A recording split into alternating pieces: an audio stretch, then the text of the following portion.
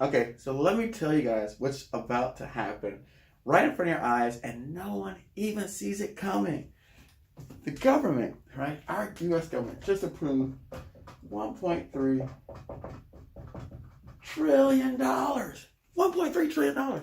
They just approved $1.3 trillion that they're about to spend, right? And everyone's so happy, like, oh, I'm gonna get my $1,000 check. Oh, you're worrying about your food stamps and your subsidized housing and all this stuff.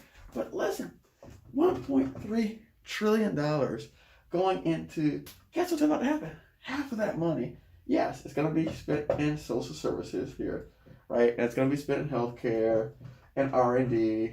Yeah, that's great. But guess what? All the materials, all the supplies, all the stuff we need is coming from one place. Right here, China. Because Europe, over here, so let's just put the EU and Europe, several countries have already said we are no longer exporting to America. So what that does is leave us stuck with a handful of countries. But I guarantee you 80% of everything that we're about to buy in the next 18 months is going to come primarily from China. So what that means is out of that 1.3 trillion, we're going to send $500 billion back over to China. Is that the plan that we should be following? Or is there a better plan out there? I think, personally, there's a better plan. But everyone is so quick to make decisions and rush and think that we can solve our problems with just money. We're not looking at the big picture. And I think that we should get teachers in the room and scientists in the room and a bunch of smart people, investors and hedge fund guys, and say, listen, can you stop putting money in stupid things like dating apps and stupid things like new social media tools and start putting money into things that are productive, that are going to help the American people? That's what I think. I don't know what you guys think out there, but that's what I think. So now, what I talked about in my previous video was this. We have this choice, right, which is we know what's going to happen here. U.S. sends to China, China sends the goods and services, and then in the year 2022, right, the number of manufacturing facilities is going to be the same as it was in 2019, right? So 2022, whatever those numbers are, it's going to be the same. So nothing's going to change. So again, we're saying, yeah, right now, Eric, we need stuff. We need everything, man. We need it. We need it bad. Now. But what happens? 2 years down the road, everyone's back to normal. Everybody's chilled, right? Everybody's relaxed. And we still are relying upon other countries that for our goods and services. So what I'm proposing is this. How about take a look right now, everyone. If you have a chance, go online and type in Dreambox. These are 3D printed vending machines. 3D printed vending machines, I see them as part of the solution. Not the whole solution, but just a small part of the solution. If we take the $500 billion we're going to send over here, and we put it right back into the United States. So again, we're going to focus right in here in this area. We take that money and put it here, right? And we do micro manufacturing or just-in-time manufacturing. And we take, right, and we work with small businesses. So, you know me, I'm a federal guy, so I like 8A, I like woman-owned. You know, I love my help zones, right? I love my opportunity zones, right? And, can't forget my favorite, veteran-owned. I love my veterans.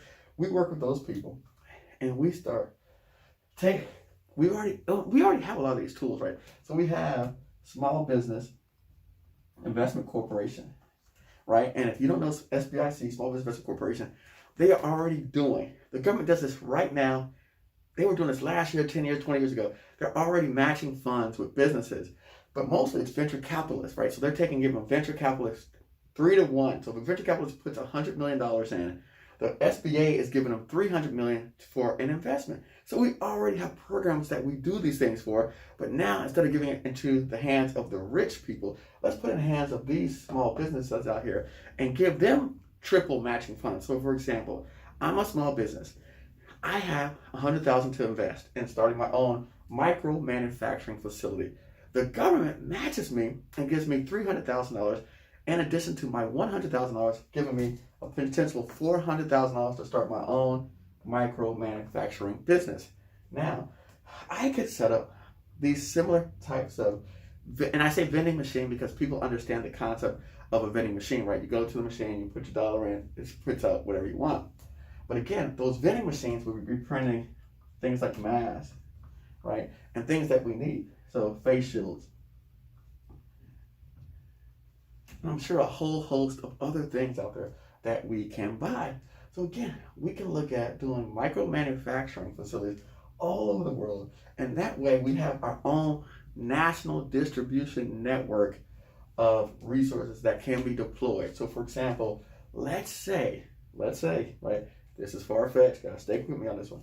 Let's say, for example, we had a natural disaster that happened up here. And so, for example, we had extra resources here. We could take and send all of our resources to that natural disaster if we had micro manufacturing.